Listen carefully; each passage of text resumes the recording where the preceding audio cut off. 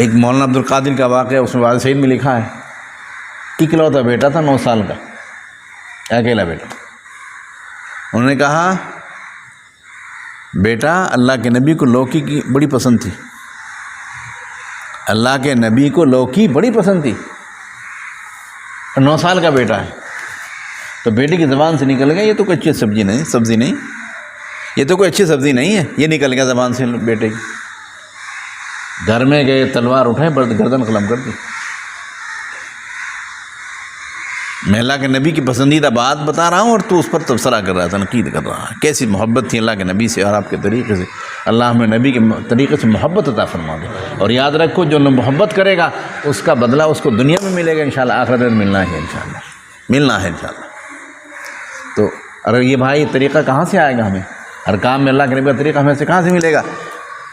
علماء کے سے رجوع رکھو، ان سے جوڑ پیدا کرو، ان کی خدمت میں حاضری دو، ان کی جوتے سیدھی کرو، تب آئیں گے چیزیں. اللہ کے نیک بندوں کی خدمت میں حاضری دو. وہ قرآن کریم کہہ رہا ہے یا ایھا الذین آمنوا اتقوا اللہ وکونوا مع الصادقین، اے اللہ کے بندو ایمان والو اللہ سے ڈرو، سچوں کے ساتھ رہو. کریں گے انشاءاللہ کوششیں، ان سے معلوم کرو. اور جب وہاں جانا شروع کریں گے آپ انشاءاللہ خود بخود آپ کی زندگی میں سنتوں پر عمل کا شوق اور جذبہ پیدا ہونا شروع ہو جائے گا.